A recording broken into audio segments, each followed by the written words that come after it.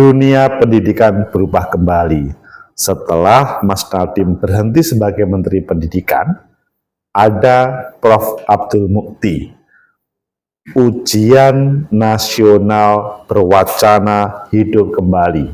Teman-teman DPR, para wakil rakyat setuju seandainya ada ujian nasional.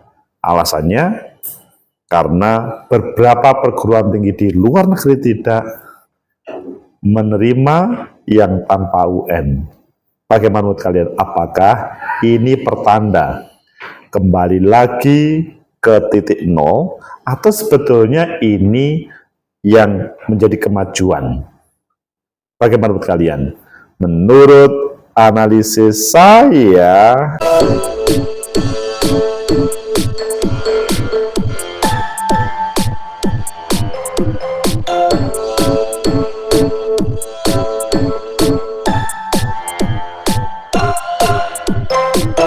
Assalamualaikum warahmatullahi wabarakatuh. Salam sejahtera untuk kita semua, pecinta masa depan negeri, tegakkan kebenaran, lawan ketidakadilan. Ujian nasional menjadi identitas bagi pelajar Indonesia.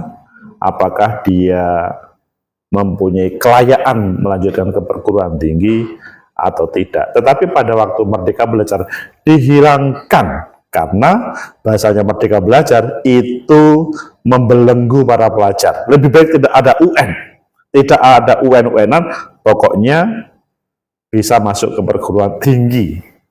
Akhirnya dunia perguruan tinggi pun mengikuti. Tetapi sekarang ada menteri baru, bahkan satu menteri menjadi 3 menteri. Mas Nadiem itu bisa diwakili oleh 3 pada saat ini, atau terpecah menjadi 3. Yang wacananya UN hidup kembali. Ayo kita baca di beberapa media, selanjutnya nanti kita kupas. Sebenarnya UN itu lebih baik ada lagi, atau seperti Merdeka Belajarnya Mas Nadiem. Pertama kita baca di Kompas, judulnya DPR ungkap alasan setuju UN diadakan lagi. Lulusan Indonesia banyak ditolak S1 di luar negeri gara-gara tidak ada UN.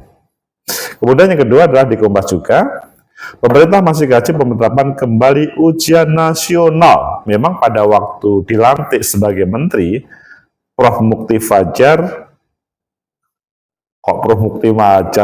Prof. Abdul Mukti, teringat Pak Mukti Fajar dan sebagainya. Prof. Abdul Mukti selanjutnya berpikir, muhafadzatu ala qadimi sholeh wal ahdu ala jadidil aslah. Yang masih baik-baik akan dilanjutkan, tetapi yang kurang baik akan diperbaiki. Selanjutnya kita lihat di Suara Surabaya. Polling Suara Surabaya, masyarakat sudah setuju ujian nasional diadakan lagi. Wah, ini kok kelihatannya seidi. Kemudian di Kompas lagi, anggota Komisi 10 DPR sebut kurikulum Merdeka timbulkan banyak masalah, setuju UN diadakan lagi. Pilih yang mana? Oke, kita pilih yang berangkat dari persetujuan DPR dan polling Suara Surabaya dan setuju UN diadakan lagi, supaya ini menjadi satu kesatuan. Karena kemarin itu baru yang namanya UN ditiadakan, kemudian muncul kembali. DPR ungkap alasan setuju UN diadakan lagi, lulusan Indonesia banyak ditolak SI di luar negeri. Jakarta, Kompas.com, anggota DPR dari fraksi Partai Golkar, Ferdiansyah menyambut baik rencana pemerintah untuk melakukan penerapan kembali ujian nasional. Sebab menurutnya, sejumlah universitas di luar negeri, sudah melakukan penolakan terhadap pelajar Indonesia yang ingin melanjutkan sekolah karena tidak ada standar nilai. Hal tersebut disampaikan oleh Ferdiansyah dalam dialog Sapa Indonesia Pagi Kompas TV di hari Jumat. Dari luar negeri menyatakan, kalau Indonesia tidak ada ujian nasional, standarnya apa? Sehingga banyak juga lulusan-lulusan dari anak-anak kita, adik-adik kita yang ingin melanjutkan ke sekolah luar negeri seringkali dipertanyakan. Bahkan negara tertentu kesannya sudah menolak lulusan Indonesia yang akan melanjutkan strata 1 di luar negeri. Ya, berat juga ditolak. Di samping itu, Ferdiansyah menilai pelaksanaan asesmen nasional berbasis komputer UNBK yang diterapkan saat ini juga banyak menimbulkan masalah-masalah psikologis. Pelaksanaan UNBK menimbulkan banyak masalah. Namun terlepas dari itu semua, Firdiansyah menuturkan, Komisi 10 DPR RI tetap menekankan perlunya kajian yang referensif untuk menerapkan kembali ujian nasional. Kalau kita bergeser ke Suara Surabaya, polling Suara Surabaya, masyarakat 7 ujian nasional diadakan lagi.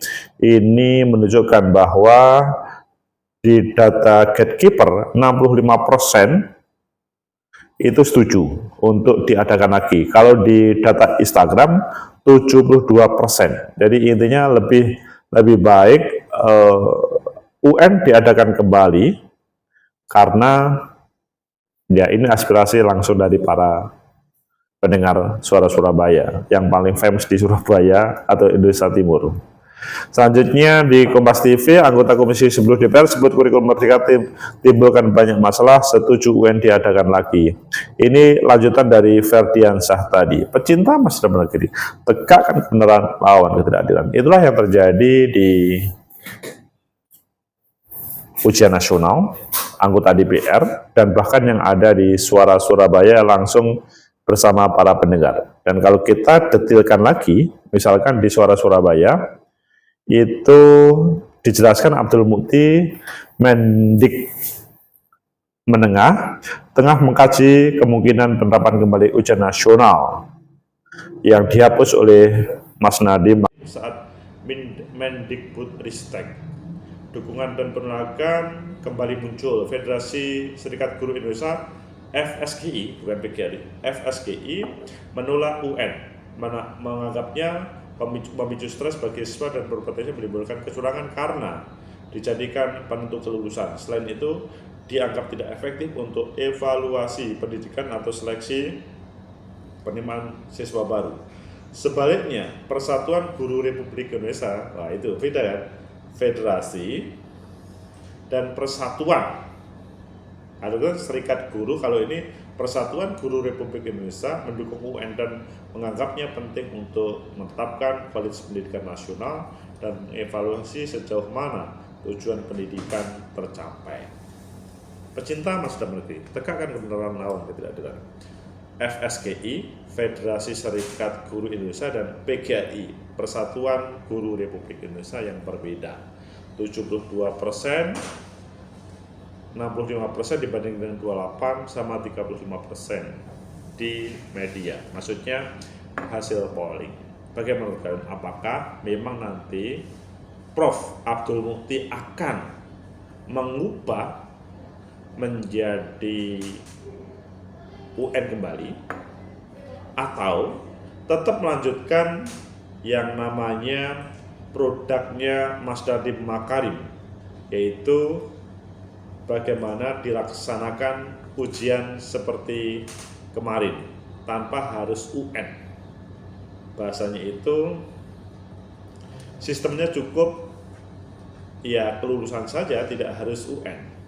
Jadi kalau FSGI itu menolak UN, menganggap stresnya para pelajar lebih baik diadakan seperti pada waktu Mas Nadiem Makarim tanpa UN.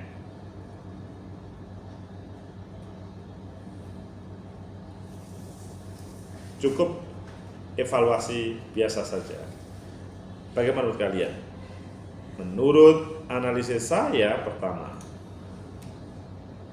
bahwa ini menjadi problem setiap pergantian menteri atau rezim pemerintahan terjadi kebijakan, termasuk di dunia pendidikan. Bagi pelajar, orang tua pelajar pasti menjadi terlibat stres. Mengapa terjadi perubahan? Stres tidak harus diartikan negatif ya. Stres diartikan bahwa mereka pusing memikirkan perubahan kebijakan yang ada di dunia pendidikan. Bahwa setiap menteri diperbolehkan untuk mengubah, tetapi kalau perubahannya itu berefek terhadap siswa, mereka pusing menjadi problem. Maka pada waktu awal Merdeka Belajar menghapus UN, itu ada banyak yang menerimanya, tetapi juga ada yang menolaknya. Sekarang dikembalikan lagi, wacananya adalah kepada UN dengan alasan di luar negeri tidak diterima. Sebenarnya yang mana? Tetapi yang menjadi problem pertama itu adalah mengapa harus ada sebuah kebijakan. Kalau kebijakan itu berdasarkan hasil survei atau jajak pendapat, memang beragam ya. Kalau kita melihat survei di Suara Surabaya, datanya itu adalah 65% itu setuju UN, 35%, 35% tidak setuju.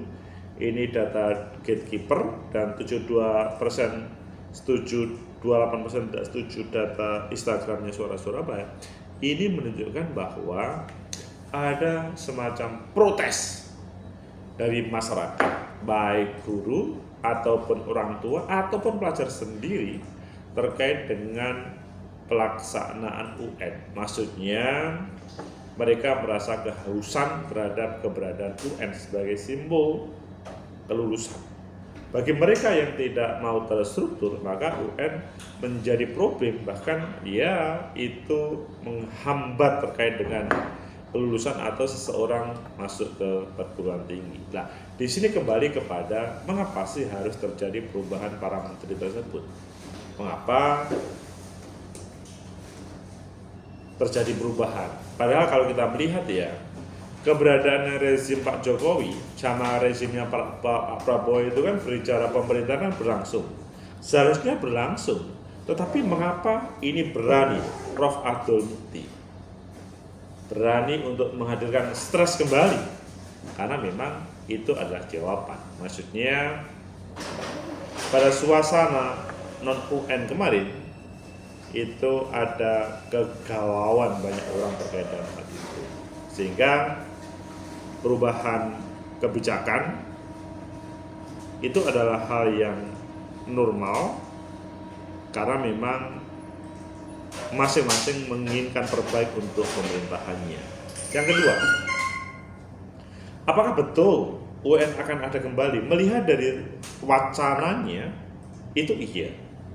Meskipun kita nunggu wait and see, meskipun ada sebuah ancaman terhadap Pak Prabowo dari Pak Prabowo bahwa kapanpun menteri, wakil menteri kalau tidak seia sekata maka akan diberhentikan. Dan sekarang adalah Prof. Abdul Mukti produk terjemahan dari Pak Prabowo atau cukup dari luar. Kalau menurut saya pada kesempatan ini, ketika akan melanjutkan yang baik, kata Prof. Abdul Mukti menurut saya sambil memahami betul negatif min plusnya terkait dengan Merdeka Belajar, yang salah satunya adalah UN ditiadakan. Karena kalau tidak dipahami secara mendalam, bisa saja ya pokoknya diubah, pokoknya tidak dirubah, itu yang terjadi. Supaya nanti tidak mudah untuk misalkan terprovokasi, dihapuskan atau tidak diabulkan. Karena itu semua demi kualitas pendidikan kita. Apa yang dilakukan Suara Surabaya itu mensupport terhadap bagaimana mencari jalan pendidikan kita yang lebih baik. Teman-teman DPR juga kajiannya juga sangat bagus. Kemudian yang ketiga, kalau begitu Merdeka Belajar say hello, dada dong. Dan kemudian ada yang baru. Ya, sekali lagi itu yang menjadi masih terjadi di negeri kita. Kita masih mencari, apalagi kemarin memang terjadi perbedaan cara pandang antara Prof. Abdul Mukti yang memang mulai kecil di dunia pendidikan Mas Nadiem Makarim tidak di dunia pendidikan, tetapi sukses di dunia digital, bisnis digital, dan saja menampilkan dunia pendidikan seperti itu. Kita lihat saja selanjutnya. Pecinta masa depan negeri, tegakkan kebenaran lawan tidak ada. Sebetulnya kalau bagi masyarakat itu, yang terpenting adalah bagaimana kebodohan itu diberantas. Itu yang paling penting. Kemudian yang kedua, bagaimana negara mengayomi seluruh masyarakatnya, warganya tercover dalam dunia pendidikan dan tersiapkan dengan masa depannya. Yang terakhir, bahwa perubahan-perubahan tersebut bukan karena like and dislike dengan Mas Nadiem, antara Prof. Widodo dan Mas Nadiem, tapi adalah semuanya dalam rangka terbaik untuk negeri ini. Semoga bermanfaat. Like, subscribe, comment, and share. Sampai jumpa.